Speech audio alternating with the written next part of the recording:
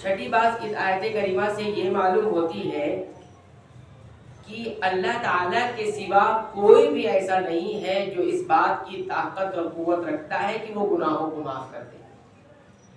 اصلاً معاف کرنے والی ذات، گناہوں کو بخشنے والی ذات اللہ رب العالمین، اس لیے اس آیت کریمہ کے درمیان میں یہ بات آئی ہوئی ہے وَمَن يَغْفِرُ الذُّنُوبَ إِلَّا اللَّهُ، کون ہے جو گناہوں کو کی بخشش دے سکتا ہے سوائے اللہ کی۔ تو یہ جو بیچ میں درمیان میں بات آئی ہے وہ اس لیے آئی ہے تاکہ انسان یہ بات ہمیشہ اپنے سامنے رکھے کہ بخشنے والی ذات رب العالمین۔ یہیں سے ان تمام افراد کا بھی اور یا ان تمام لوگوں کا بھی رد ہو گیا جو یہ نظریہ رکھتے ہیں کہ فلاں صاحب بخشوا لیں گے۔ اللہ رب العالمین کے اوپر کوئی جبر نہیں کر سکتا، کوئی اللہ رب العالمین کے اوپر یہ بات نہیں کر سکتا کہ فلاں کو معاف کر دیجئے، میں کہہ رہا ہوں۔ یہ حق بات ہے کہ اللہ رب العالمین نے کچھ لوگوں کو ہاں شفاعت کا حق دے رکھا ہے، لیکن معاف کرنے والی ذات کس کی ہے؟ رب العالمین۔ وَمَن يَغْفِرُ الذُّنُوبَ إِلَّا اللَّهُ، نبی کریم صلی اللہ علیہ وسلم کو یہ حق دیا ہے اللہ رب العالمین نے کہ آپ اللہ کے حضور سفارش کر سکتے ہیں، شفاعت کر سکتے ہیں۔ حق کے شفاعت اللہ کی اجازت سے دیا گیا ہے اور اسی کے حق میں دیا گیا ہے جس سے اللہ راضی ہوں گے، جس کے بارے میں اللہ کہیں گے۔ یہ بھی نبی کریم صلی اللہ علیہ وسلم کو اختیار نہیں دیا گیا کہ بغیر آپ کی یعنی اللہ کی اجازت کے بغیر شفاعت کرے یا سفارش کرے، اور اسی طرح جس کی چاہے اس کی سفارش کرے، یہ دونوں حق بھی نہیں دیا گیا ہے۔ قرآن حکیم کی آیات سے یہ چیز ثابت ہے کہ جس کے لیے دیا گیا اسی کی سفارش کریں گے اور آپ بھی اجازت سے کریں گے، جیسا کہ یہ چیزیں قرآن و سنت سے ثابت ہیں۔ اور دوسری بات، اس آیت کریمہ کے اس ٹکڑے سے یعنی وَمَن يَغْفِرُ الذُّنُوبَ إِلَّا اللَّهُ، کسی اللہ ہی معاف کریں گے، اللہ ہی گناہوں کو بخشتے ہیں، تو اس سے یہ بات بھی معلوم ہوتی ہے کہ ہمیں کیا کرنا چاہیے کہ گناہوں کی مغفرت مانگنے میں یا مغفرت طلب کرنے میں ہم سارا اعتماد اور بھروسہ رب العالمین اللہ تعالیٰ کے اوپر، اور اگر ایسی ہماری ایمان اور عقیدہ ہوگا تو ہماری ساری توجہ رب العالمین کی طرف ہوگی، پھر توجہ ادھر ادھر نہیں جانی۔ جب توجہ ادھر ادھر جاتی ہے تو اسی کو تو شرک کہا جاتا ہے۔ اللہ رب العالمین کی طرف سے توجہ ہٹ کر کسی اور ذات کی طرف، کسی اور چیز کی طرف توجہ جاتی ہے، اسی کو تو شرک کہا جاتا ہے۔ اعتماد انسان بنا لیتا ہے، کسی اور چیز پر اعتماد کر لیتا ہے، تو یہ بہت اہم چیز ہے۔ وَمَن يَغْفِرُ الذُّنُوبَ إِلَّا اللَّهُ، مغفرت مانگنے میں بھی توحید کا مطالبہ کیا گیا ہے، گناہوں کی بخشش کے لیے بھی اس کا مطالبہ کیا گیا ہے، توحید کا مطالبہ کیا گیا، رب معاف کریں گے۔ تو یہ کہنا کہ فلاں بخشوا لیں گے، فلاں بخش دیجیے، یہ ساری کلمات کہیں نہ کہیں انسان کو شرک تک پہنچا سکتے ہیں، ٹھیک ہے، اگر اس کا کلی اعتماد اسی چیز پر ہو گیا۔ یعنی کوئی یوں ہی کہہ دیا ہے تو مسئلہ، لیکن اعتقاد کے ساتھ کہتا تھا تو بہرحال یہ کفر اور شرک کہلائے گا۔ تو یہ چھٹی بات ہے۔ ساتویں بات یہ معلوم ہوتی ہے کہ متقین کی یہ صفت ہے جنہیں متقین کہا گیا، تقوی والا کہا گیا، کہ وہ جو کچھ وہ فحش کام یعنی گناہ چھوٹے ہو یا بڑے ہو اس پر اصرار نہیں کرتے، اس پر اصرار کا مطلب کیا ہوتا ہے؟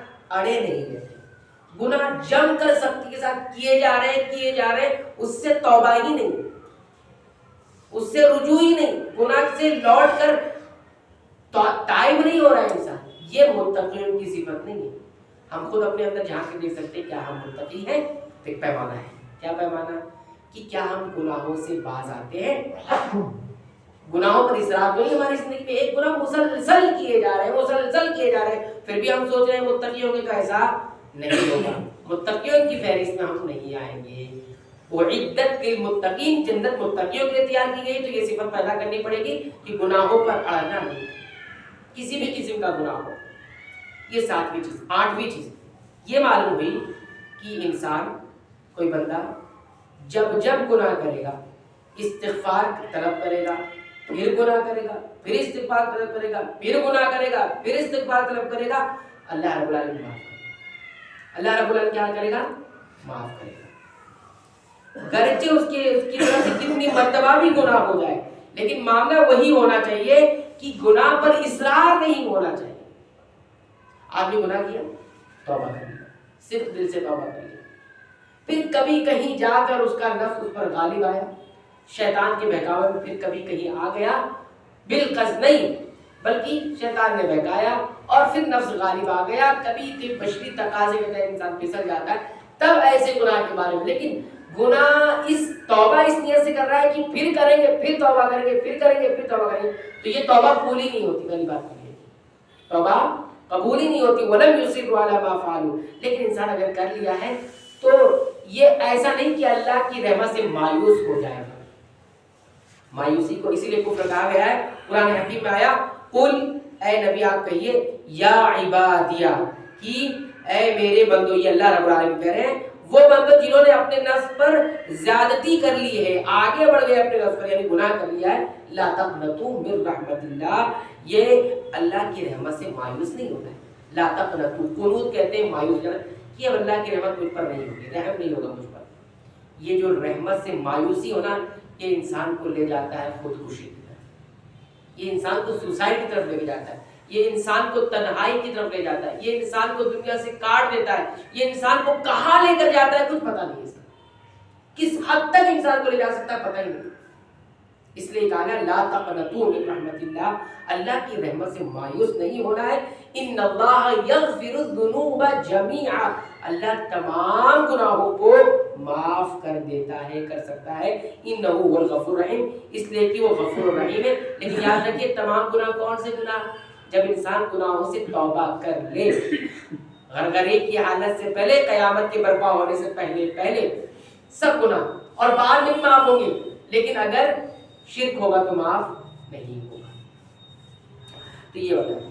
اور اسی طرح یہ بات بھی معلوم ہوتی کہ انسان کو استغفار کرتے وقت صرف زبان نہیں ہلانی ہے، صرف زبان ہلانی نہیں ہے، زبان سے کلمات ادا نہیں کرنے، بلکہ دل کو بھی اسی استغفار کی طرف لگانا ہے. ہم گناہ نہیں کریں گے. بسا اوقات انسان زبان سے توبہ اور استغفار اور استغفر اللہ اللہ توبہ کر رہا ہوتا ہے، لیکن دل کہاں ہوتا ہے؟ دل اسی گناہ کی طرف ہوتا ہے.